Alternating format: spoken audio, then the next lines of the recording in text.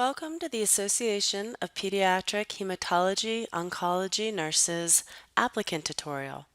My name is Lori Mitchell and I'm with a Common Grant application.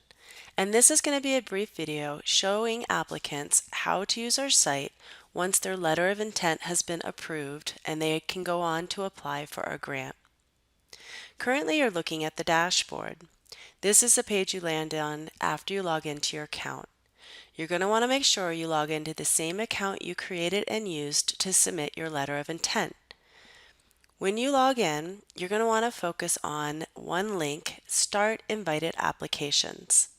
Go ahead and click on that link, and it'll take you to a page that lists any letters of intents that you have been approved to move to the next step. In this case, I've been approved with my application 48101, and I have a Start Invited App blue button to the right. Go ahead and click on that link. I'm now in the grant application. On the first page is introduction text that you need to read, so scroll down and make sure you read all of it. When you're done, you can use the arrows to move to the next page.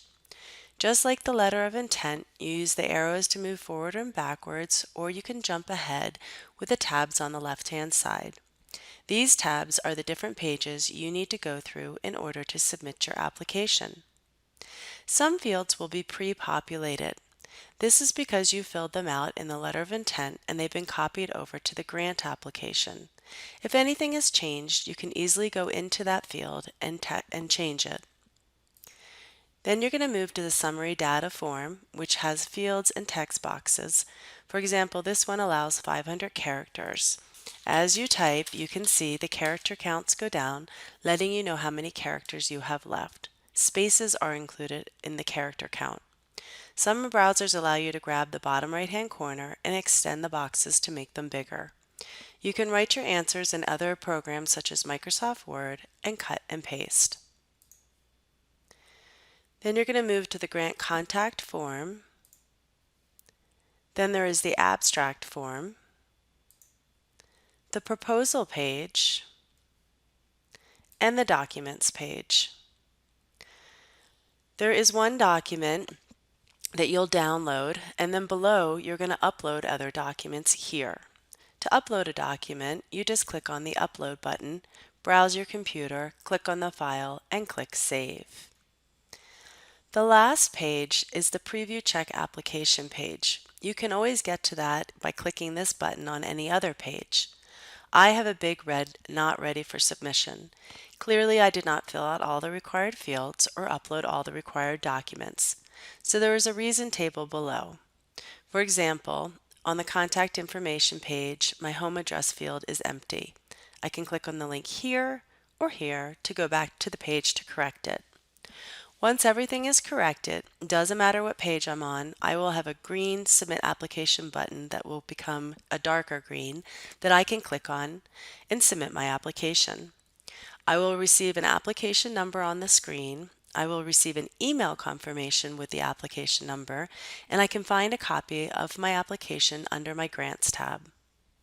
You also have a PDF download button. While you're working on the application, if you'd like to print out the work that you've done and save it to a PDF, you can do that by using this button. You don't have to finish the application in one sitting. Every page has a pause button. You can pause out of the application, log out in the upper right-hand corner, and when you log back in, you have a Resume Draft Application link on your dashboard. If you click on that, you'll go right back into the application. If you hit Exit Draft Application by accident, you do not lose any work that you've entered. You've just removed that you've been working on the draft. If you did that by accident, just click on the Invite link again and go back into your Invited Application grant. As I mentioned earlier, after you submit your application, you can find a copy of it under your Grants tab. If I click on that now, you'll see there should be a copy of your LOI that was approved listed here. And then once you apply for your grant, it will also be listed here.